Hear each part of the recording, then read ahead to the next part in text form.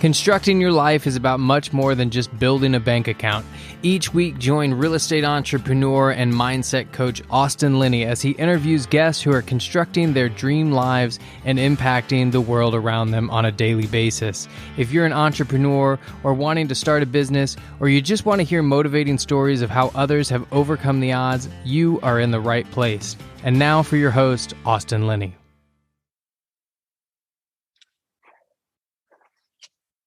Guys, welcome back to Construct Your Life. This is Austin Linney here, and I have, dare I say, one of my favorite humans on the planet. She is powerful. She's amazing. She's sweet. She is skilled at what she does, and she's joining us from Mexico. Lizaan, how are you doing today? I'm so good because I'm also hanging with one of my favorite men in town right now, but yeah, I'm very good. Thank you for having me.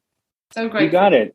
Thanks. So I met Lizaan on when I got my certification for Enlifted, guys. People,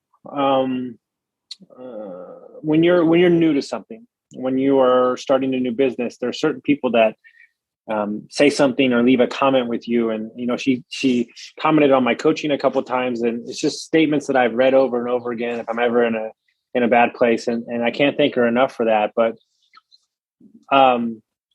you know, for my guests, you know, you have a very traveled story. You have a very influx at the moment story, which is beautiful. But what I like to let them do is kind of, you can tell your story wherever you want. I mean, you can start today if you want. If you don't want to talk about any of the past stuff, it doesn't really matter. But I'll let you go where you want to.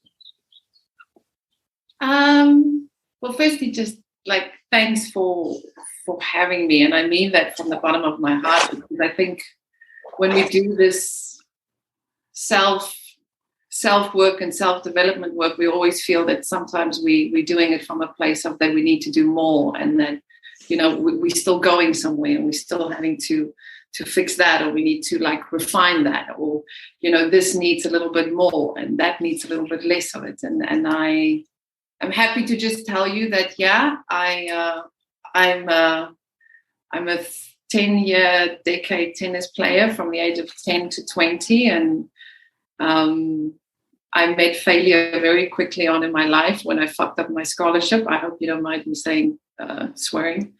No. But I had a very good run-in with having a practice of working at myself and doing things really well. And at 20, I imploded on myself because I had lost my dad when I was 15, and I didn't know why I was doing it anymore, and I didn't understand what the reason for it all was, because my greatest hero had passed away, and here I am living my dream in America, but, you know, I'm not feeling the love and I'm not feeling the joy. And that set me on a very deep path, because I kind of walked away from America and I walked away from my scholarship, drinking myself out of it, literally.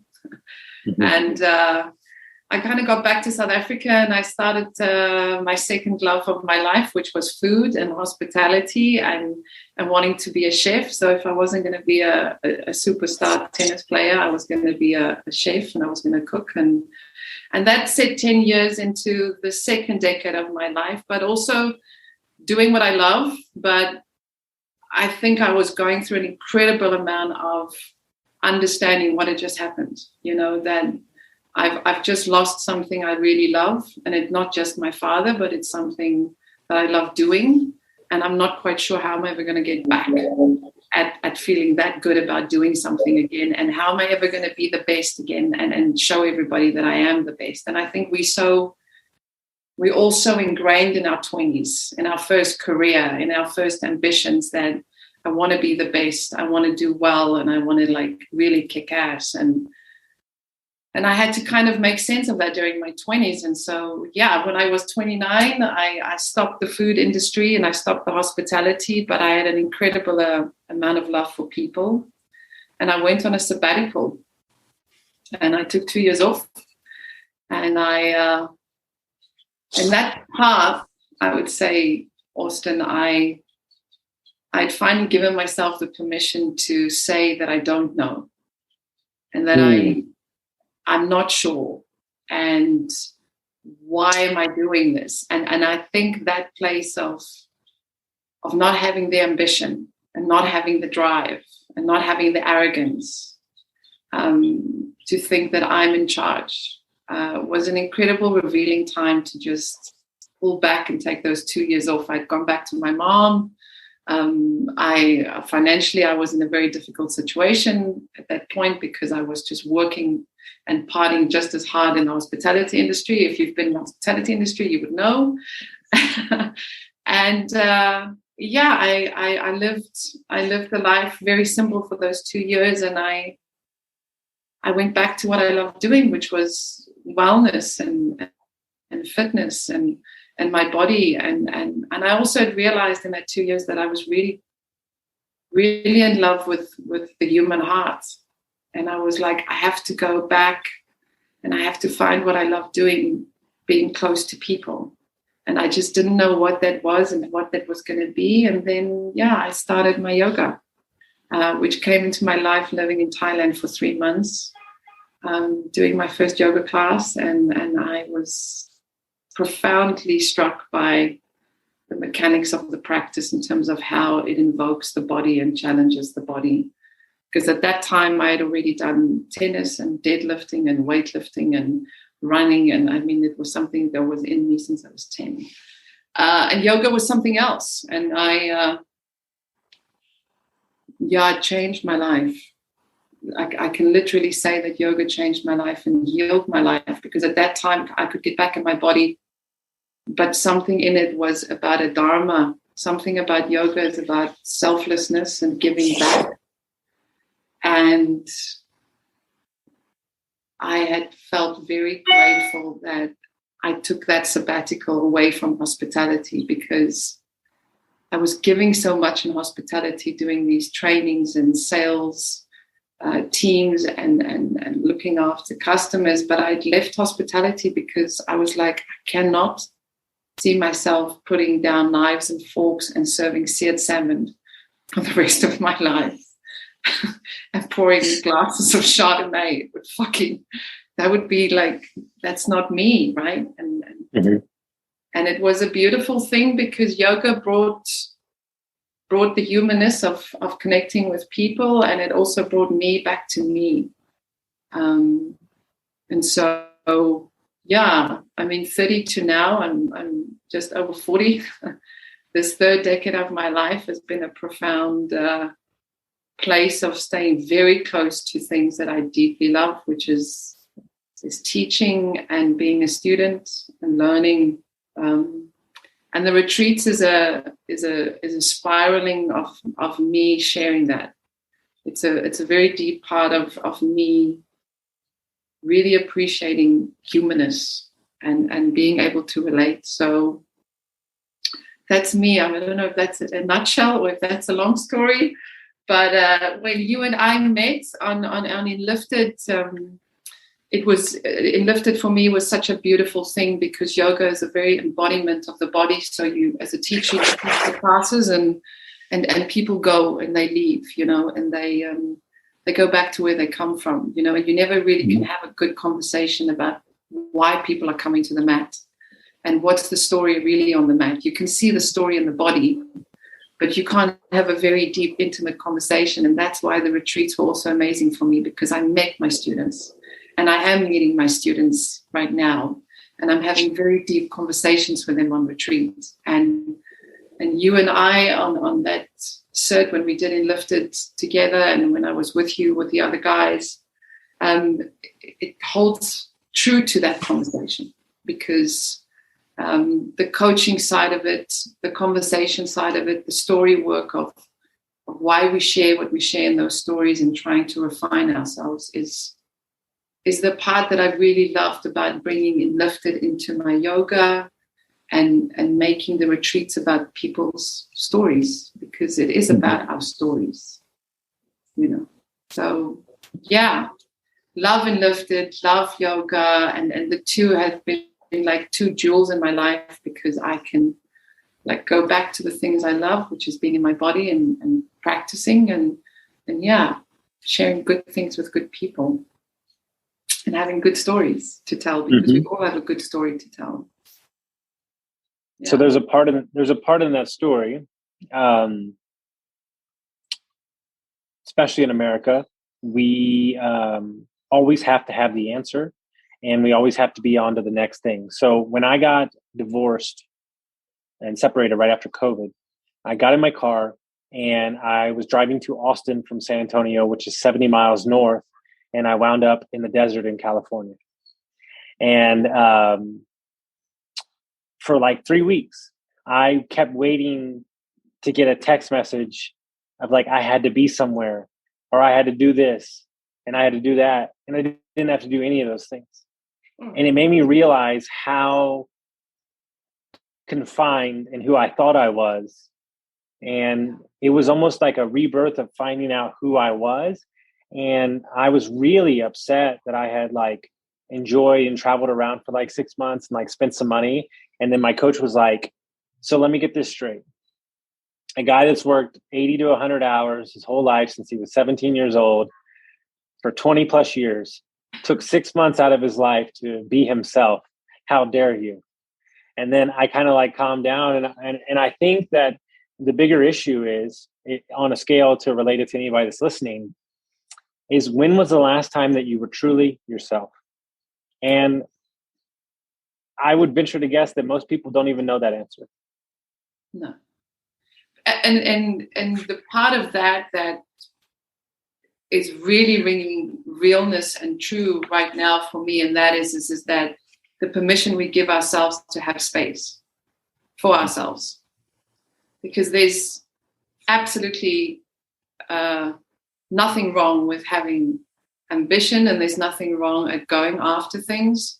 But we are so often having the conversation about the here and the now and appreciating the here and the now. But if there's no sabbatical, if there's no small sabbatical every day, if there's no moment in every day where we retreat, it's not that we need to come to Mexico or Bali or India or Greece or whatever that concept of that retreat idea is, lives in every day.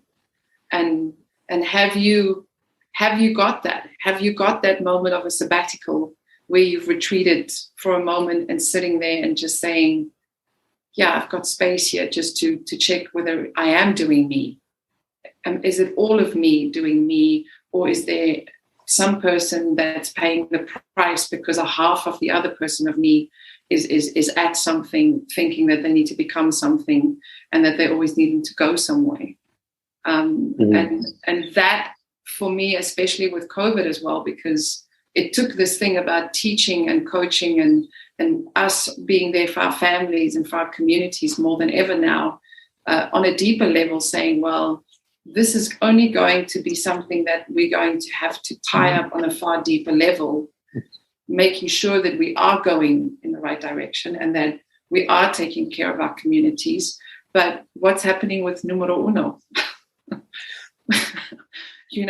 What's going on with me? Like, how am I doing? Like, am I really taking care of me? Am I in retreat today, just being honest with myself and saying, is there somebody paying a price, or is it all of me that's like going at it? And perhaps maybe here is where COVID and the shift and the change is serving all of us. We have time to recheck whether it's really ringing true. We don't need a career anymore. We want to be so robust and so full of soul stamina that we can, on a daily basis, throw ourselves at ourselves to say to ourselves, am I being deeply authentic towards my gig? Am I hustling my gig on truest level? And if I'm not, how much can I reach out to Austin, or how much can I go to my yoga teacher, or how much can I go home and speak to my dad and have a conversation with him to say, I'm thinking this. And it's not for anybody or it's not for any of us to judge each other, but it's for us to become drones for each other and just give perspective on things, right? It's just for us to say, well, look at it from this side, and then keep asking questions, because it's when we stop asking questions that we'll be in trouble. Well, I think what's important is in, like, people look at me and like I'm busy for sure. 4 companies, 2 coaching clients, coaching clients, 2 podcasts. But here's what is the difference between my busy and your busy. There's nothing on my schedule that's not a hell yes. There's not one thing on my schedule that's not a hell yes. And because then I'm living in alignment with everything that I'm doing. And that has cost me bad partnerships. It's cost me loss of money. It's cost me frustration to get there. But you know what's really freaks people out? This is what I found in the last 2 weeks. This is really cool. It's almost my favorite new thing now. Hey, man, where are you from? I'm from the road. We don't have an address. People lose their minds. They're like, I don't get it. And I'm like, because you don't understand. My home is right here in my heart. And the fact that you need your thing to be your thing is part of the problem. There we go. I totally resonate with that. It's been 2 years where I'm not living in London anymore. My family's in South Africa. So I've been between Europe. I've been here. I've been in South Africa. And then everybody's like, can I send you a card? And all the time. I'm like, no, you can't. They're like, what do you mean? I'm like, well, I don't have an address and I don't have a home right now. And they're like, what? And I was like, yeah. And right now, that's still the answer. Is that, do you want to know what I think? Here's what I think. And it just came to me right now. Somebody that is 100% comfortable with who they are and in love with who they are completely does not need something to give them the safety and security of a home. I'm not saying that that's how everybody feels. I'm just saying that safety and security and that foundation, that's why I can roam and get into any and have these conversations, because I'm 100% who I am. So I met this lady, similar to you. I stayed at her house multiple times in Joshua Tree. And I was asking her about the way I feel in the desert. So the way I feel in the desert and the way I feel in the woods are 2 totally different things. I'm a different human. My soul is like kind of on fire in the desert, Arizona and stuff. And I said, why do you think that is? And she said, when you're a kid, you love rivers and you love forest because there's comfort in that. It's protecting you. It takes a real badass to be alive in the desert because there's nothing to protect you. Oh my gosh. This is I pulled a sniper rifle on myself in 2018. So I drive to Sedona and I go and do Cambo with Simon, which it's a legend of a man. And I have about 3-4 days and I get to my Airbnb and I'm meant to check into Sedona and I walk through the ladies' Airbnb, but on the right side, I just see all this camping equipment. And I'm like, I said, what's with all the camping equipment? And she said, well, I hire out camping stuff for people that wants to stay in the desert. And I was like, can I take a tent? It was like, you do understand that it's August. It's like 140 out there on a midday. I was like, can I get a tent, please? Can I get a tent? And obviously, I'm the only fucking crazy person out in Arizona, in Sedona at that time of the year. But I ended up taking the tent and spending 6 days on my own with a little bit of water. And I would drive into Sedona to go and do the Cambo, but then I would come out and I would stay out there. And it was probably some of the most profound moments of my life. But I have the same feeling. When you say the desert, when I go home to South Africa, the desert is where I go. I love the sea. I love the forests. I love that. But the desert's my gig. And I think bringing it back to what you just said, home is a beautiful thing if you have it. And home has got such a deep space of safety and groundedness. And there's so much of that we need. But it's so important that we have the courage and that we give ourselves the permission to also uproot that and check what that is right now, and hit the road, and say that perhaps maybe home doesn't have to be a physical address, but maybe home can be many places and many things, and that also doesn't have to be the final answer, but that in this time that we're living, that there's so much change, why not taste the ground and just see how you feel about what can be trusting and what can be grounding and what can be joyous in terms of sharing yourself. Because we spoke earlier, I've had some of the most profound, deepest connections in Mexico the last 2 months with people that I now call my family. Mm-hmm. Yeah, they're not my blood, but I could get on a plane at 3:00 in the morning and fly back to Mexico and knock on 5 doors. And I would be just like any other human that has been here for many, many years as a family member, because of the fact that, home is many things. Home is in the places that you allow yourself to go deep inside yourself. And if you've done the work, then uprooting is not a fearful thing. And hitting the road is not a fearful thing. It's an adventure. It's a deep adventure. And the cycle closes, and then we find ourselves in a fixed thing with walls again for a period of time. But we want to try and have ourselves be fluid about the fact that we're not meant to be so squared up and locked in and ingrained in only one career and one way and one house and one country. It's like, man, there's a reason why we are all part of each other, and we can. If your life is based in absolutes, then you remove all wonder and curiosity from your life. Yeah, and we those cords. No, and I think what's super important, and something I tell my clients, and I have somebody going through it right now, is I think that you need to develop anchors when life shifts happen. And so she's about to leave a job that she's been at for a long time, with a boss that's not great. And she's finally worked up the courage to leave. Beautiful. And I said, so here's the deal. The first month, you're not working. And she was like, what? And I was like, you're not working. You're going to Sedona. You're going to reestablish who you are.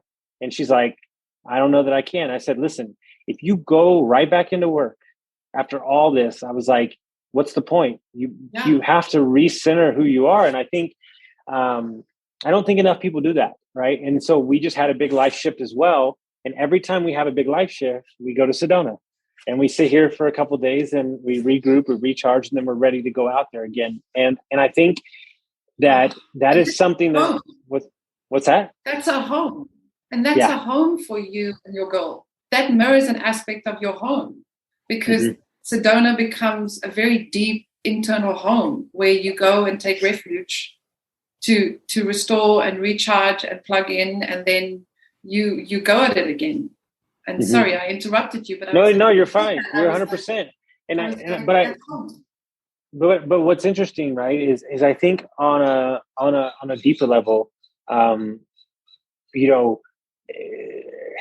did Naval say? He said that, like, really meditation is nothing more than the art of doing nothing, right? But I always laugh about all that stuff because the leader of my mastermind that I'm a part of, he said, tell me why all the best ideas come when you're on the shitter or in the shower. And he goes, you know why?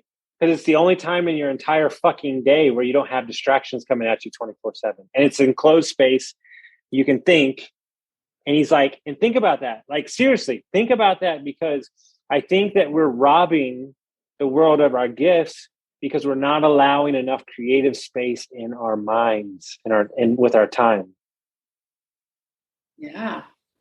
And I mean, I'm just thinking the shitter and the shower. I mean, it's like the fact that you're also just vulnerable and that you're just naked, and just the fact that you just like in the deepest part of yourself, like being open to just like, like clearing out and purifying and calling whatever you want to call it. But it has a very deep metaphor, because it's like there's an openness to be receptive to for things to come at you, because you're not so fucking busy trying to control everything or be in charge of everything, right? Anybody that is scared that I know that are good people and good at what they do, anybody that's scared, even though they want to do mushrooms or a psychedelic experience, they say one thing and one thing alone: I can't give up control. And I tell them, that's the entire reason that you need to do it. It's like,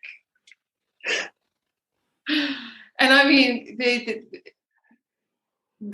I'm now definitely going to think about the shit in the shower a lot, because I'm like, because it has the same principle as doing plant medicine. It's like there's an aspect of surrendering. Like you're in a very deep state of just letting things be what they are. You know, can't have a shower with your shirt on. You can't control. You got to like bear it.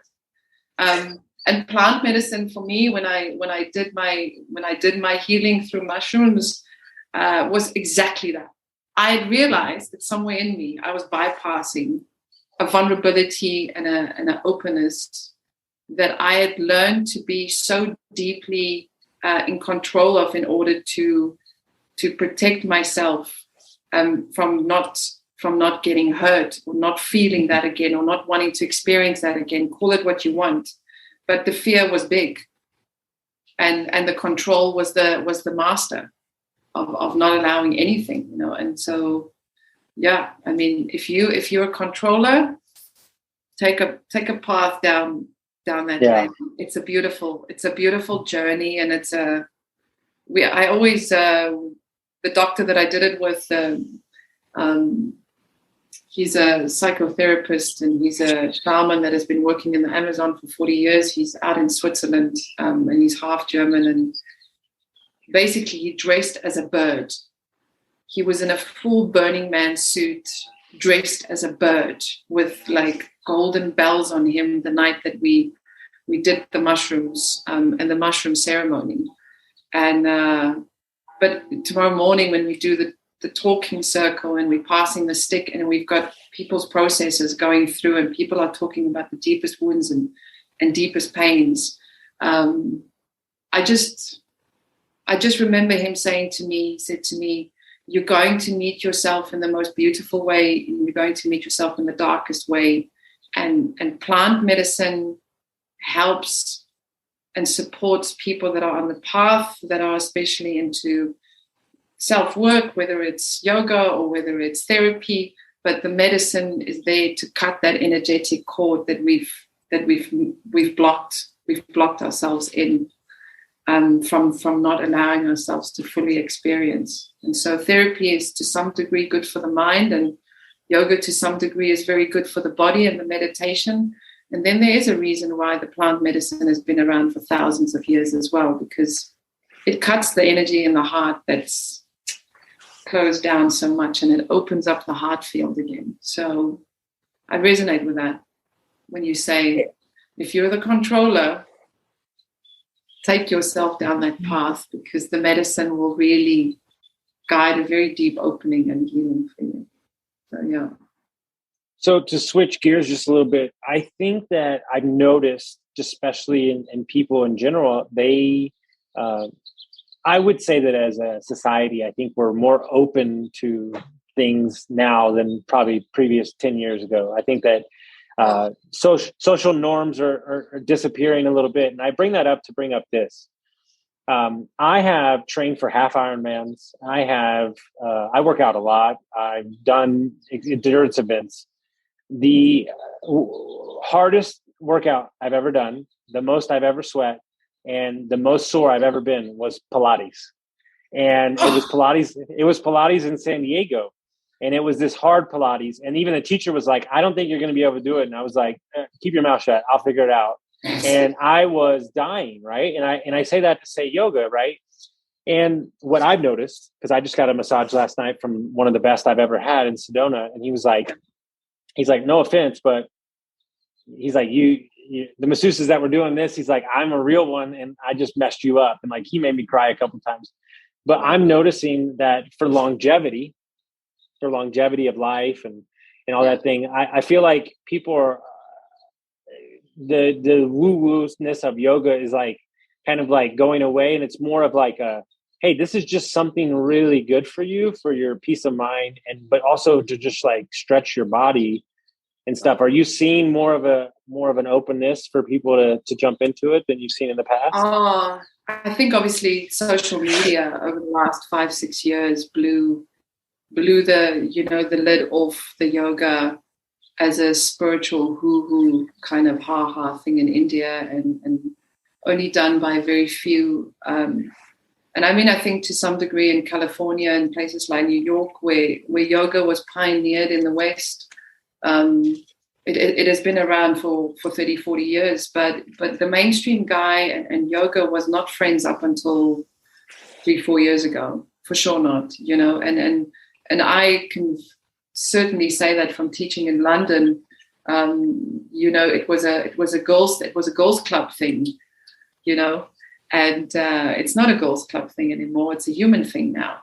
Everybody's doing it, and the stigma of it is completely gone, to such a point that it's actually pivoted for me completely to the opposite side of it being it's a physical exercise now, and it's like seen as which it is also.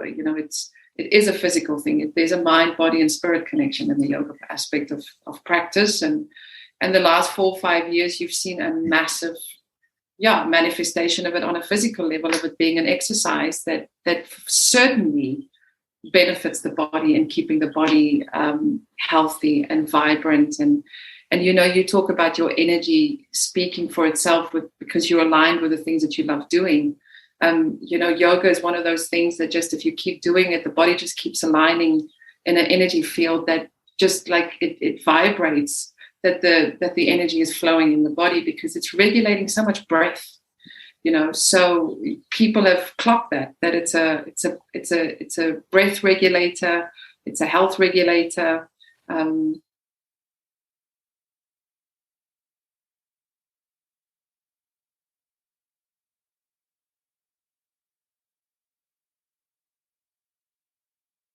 And then, there is this, after every yoga class is sharing, it would be I don't know what just happens, but I feel really good. Everybody has that comment of, that was really good, but I don't know why or how, what. Yeah.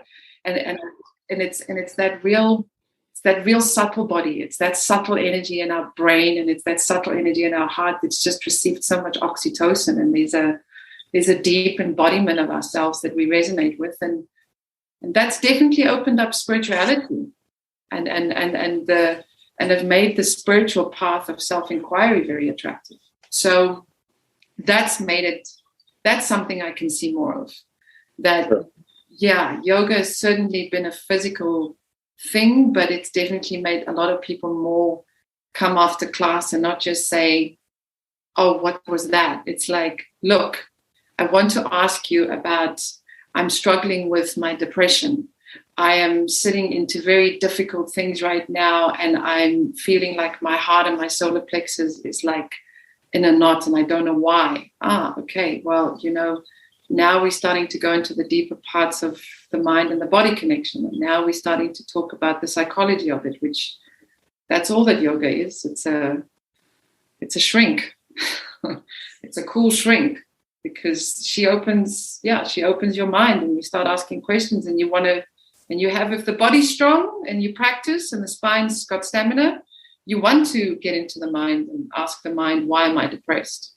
And you want to get into the heart and go, why am I sad? And you're willing to do the work. So you see this more than ever now, which is really, it's great.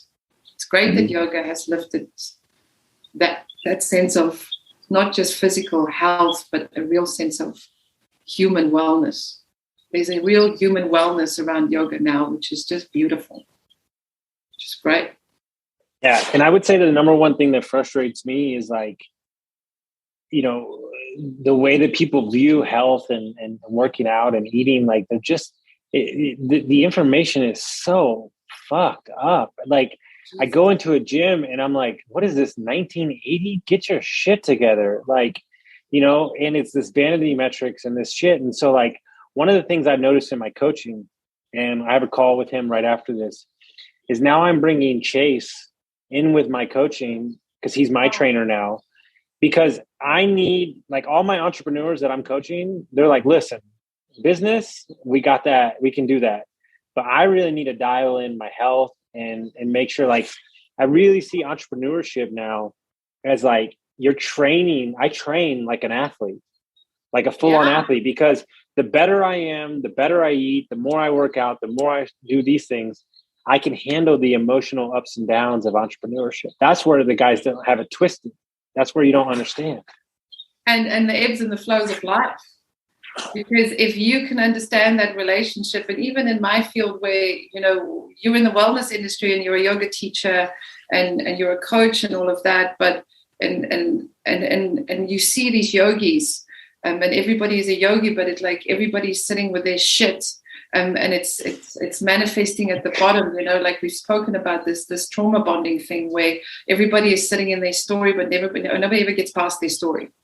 And the wellness part of, I guess, modernness has done to not just being healthy or not just being a yogi is that we're starting to have conversations about the real essence of what it is to be a full rounded human being.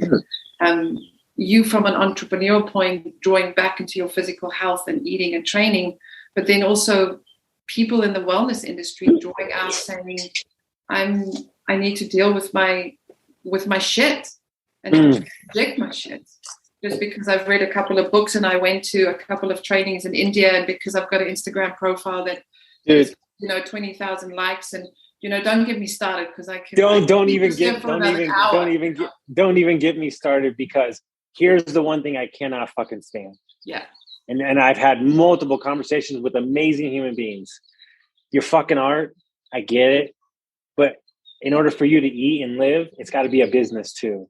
Yeah. And I'm like, guys, this is cute and I love all this, but you have to understand that you're dealing with human beings and you need to know how to get them to sign up with you and keep them. Like, you can't be so off the reservation that you're dude. And this is my number one thing. Like, I'm like, I get it. But in that art, there needs to be some sort of business. And that business, and that business is get your business clear, get your business sorted out, so that you can get a beautiful relation of ebbing and flowing in this healing and wellness of being somebody that is facilitating that wellness aspect of it. And I'm seeing it with the yogis and the yoga teachers that I'm now coaching, because there's this part of realizing the penny has to drop here. I can't just keep getting likes, and I can't just keep posting up things because that's what makes me feel better. Well, where are you in that? You've lost yourself in that process, and that's been, for me, from the coaching side of things and from the teaching side of things, that's been really good to see that, there are people that are coming out of that yoga bubble or that wellness bubble and taking care of themselves better. So that there's a deeper and there's a more healthier way of signing in and signing up with each other. And it being successful, but it also being authentic and not just a fucking projection in the spiritual community. Mm-hmm. Yeah, I agreed. And I'll be honest with you, like, one of the things that really turns me off is like a lot of stuff in the spiritual space, like, is so flat. I mean, there's just such, like, you look at them and you're like, that's such horseshit. Like, you don't, like, not only are you projecting crap, like, it doesn't even make sense. Like, and I'm like, I'm just like, what are we doing here? Like, and the thing is, this is like, I, as a businessman, can talk about all that stuff and I can talk about business, and it all comes together. And, something that my girlfriend said that was super powerful is, like, she's super spiritual and she's into astrology, and she's coaching through me to my clients. And so I'm taking the lessons that she's teaching me in astrology and spiritually and adding those in with my business thing. And now we have an unstoppable force, And so she might not be coaching them directly, but I'm using her teachings to me on a regular basis. And that's the beauty of it, that we can start seeing that that not one is better than the other, but that we are in such a deep dance being of benefit to each other. and that both things are necessary. You can't be out in your head being all hoo-hoo and being out there and think that that's going to have an authenticity that draws into things. No, you're going to have to pull down and get real about things and be true to things, so that you can really have the balance and the flow of the vibe. Because our energy and our balance really tells us whether this thing is resonating, and it's just like you said, you can see it on Instagram, you can see it when you talk to people, you can hear it when you're coaching or when you're teaching, when something is bypassing or something is making up a story which is not the real thing. And I guess from my side, being in the yoga industry and being in the wellness industry on the shopping charts on the shopping carts of Instagram, this phase that it's in will also die out, because we're in such deep times to be so authentic and powerful with each other that anything that is not true it's just gonna fall off. So it's gonna run its course. It's gonna run its course in a way, and my motivation is that I know that we just got to stay true to taking care of each other and take care of ourselves. And it's like you say, Chase is on board, your girl's on board, and there's more of that in me and my retreats, where I've also seen the last 18 months where I'm collaborating, and it's not about me and what I know and look at me and what I do. It's about, this is my part, but there are like so many parts here that I would just like for everybody to be sharing with each other and draw from each other and learn from each other, because more than ever I feel that we have a duty and a responsibility to empower each other and hold space for each other. Yeah. So I think we can bring you in on our plan. This is perfect, because we just got off a mastermind call with a bunch of enlifted coaches and some other guys I know. Nice. So my goal and their goal is to buy 40 to 100 acres in different places around the world, and everybody have their own cabin on the property. We grow our own food, and then we host retreats and masterminds. So you're our Mexico contact. I'm in.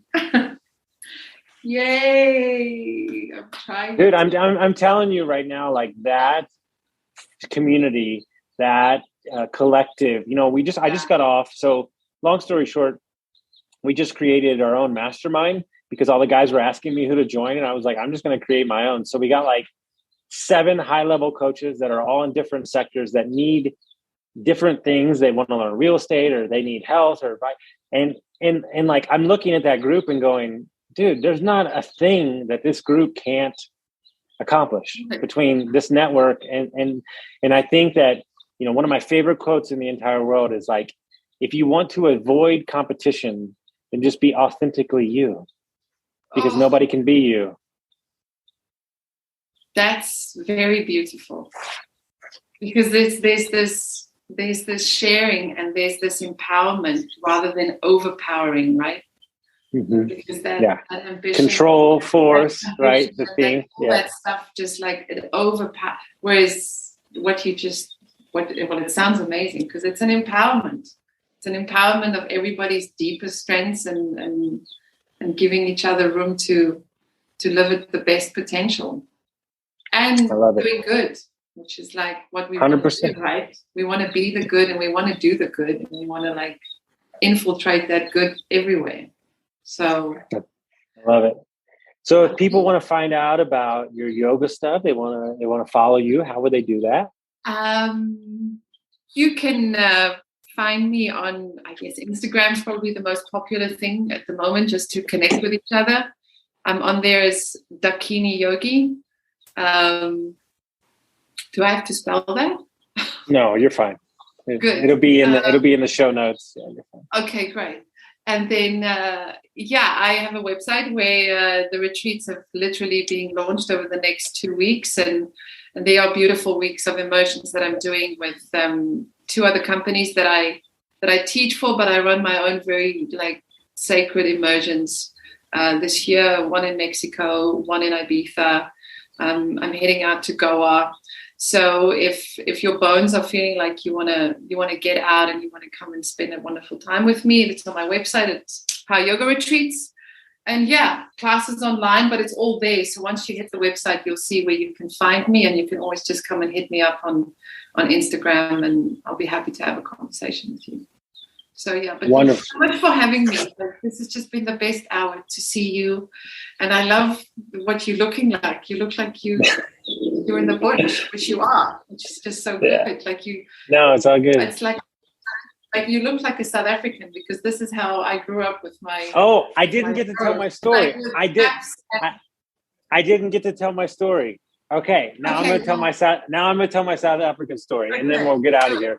So I had sold wine for 20 years, and I worked at this place that was super wine centric. Like, it was a wine bar in Austin. It's kind of where I learned everything, right? And so winemakers used to come in all the time.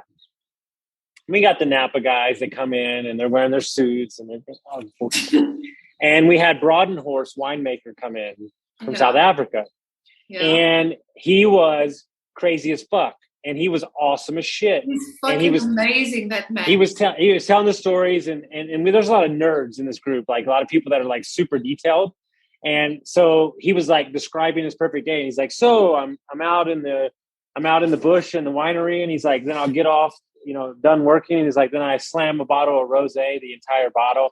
And he's like, then you just feel better again. And then they didn't have the percentages to like the types of wine that was in the bottle. Yeah. And two of the guys were like, well, I don't know. This is so hard to sell because you don't have the percentages. And he's like, hey, you fucking American. He's like, they're 500-year-old fucking vineyards. Nobody knows what's in there. Drink the wine and be merry. And I was like, yes. I was like, that's my dude. I was like, finally somebody gets it. And that's my first interaction with anybody from South Africa. That's such a good, well, I don't think that anything explains it better than meeting South Africans. And let me tell you, the wines in South Africa are unbelievable. Unbelievable. And I'm not just saying that. I was in the restaurant industry as well for 10 years. And I'm so proud of the quality of the vineyards and the farmers. And I mean, the wine, I don't know what they are like up north in California and in Australia, but yeah, the South African winemaker is a legendary man to me. So yeah, you just know. I love it. Well, guys, if you like this, if you like this episode, send it out to your friends, share it with somebody to get some value, and we'll see you next time. Thank you, Austin.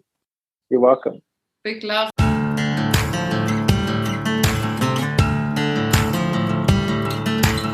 Thank you for listening to Construct Your Life with Austin Linney. If you enjoyed this episode, be sure to rate, review, subscribe, and pay it forward by sharing with a friend. Most importantly, take this opportunity to start constructing your life by taking immediate action on what you learned. For show notes, resources, and more information on one-on-one coaching with Austin, visit constructyourlifepodcast.com.